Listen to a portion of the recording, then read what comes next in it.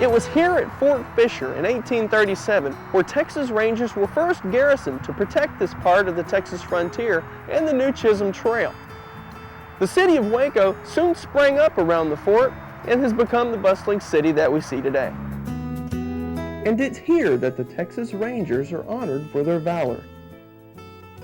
Just across I-35 from downtown Waco, the Texas Ranger Hall of Fame and Museum collects and preserves over 170 years of history for this heralded law enforcement organization.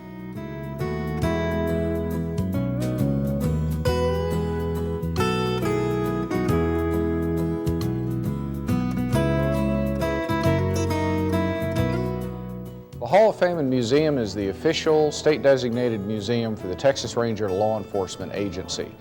The complex, as we're fond of referring to it, has a museum with better than 14,000 artifacts that trace the history of the Rangers back to 1823. A research center, which is a special library that caters to genealogists and other folks that are researching the Rangers or have Ranger ancestors.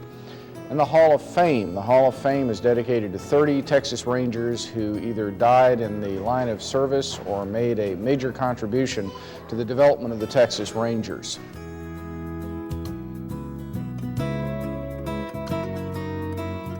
In the early 1820s, the first Rangers were assigned by Stephen F. Austin, the impresario of the Spanish land grants here in southern Texas.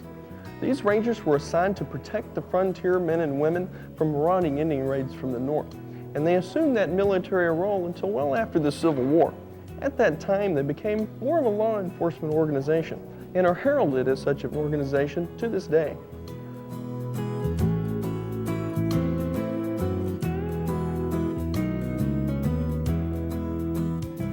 Well, some of the most popular things that people come here to see are the first Texas Ranger badge, at least the first documented authentic Texas Ranger badge, which dates from the 1880s and is made out of a Mexican coin, just like the badges are today.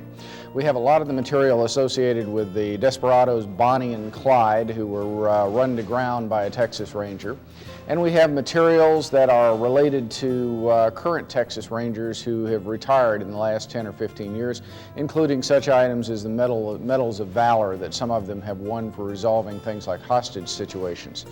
So there's quite a collection of materials. One of the major collections people come to see is the Firearms Collection. We have one of the best collections of Texas Ranger-related weapons in existence, going all the way from single-shot pistols and rifles of the early 1800s to the modern weapons that the Rangers defend themselves and defend us with today. The impressive Firearms Collection, along with the rest of the museum's exhibits, bring visitors from far and wide. Our visitors are sort of split 50-50. About half of our visitors originate within Texas from the major metroplexes, Dallas, Fort Worth, San Antonio, Houston. About half of them come equally divided from the rest of the United States and Europe. We've had visitors here from as far away as Russia. We've had some folks here from China.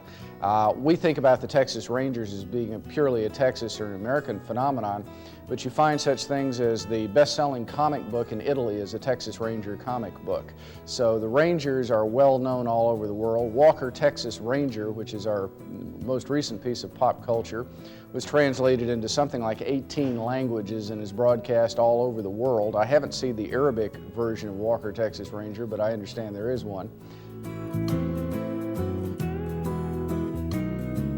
Another little-known historical point about the Texas Rangers that's highlighted at the museum is the surprising amount of diversity within its ranks throughout the years. Well, one of the things we've been looking into recently is the makeup of the Texas Rangers, because we were wondering whether the Texas Rangers had always been Anglos from the United States. One of the things we found is that from day one, the Texas Rangers had included people of Hispanic descent.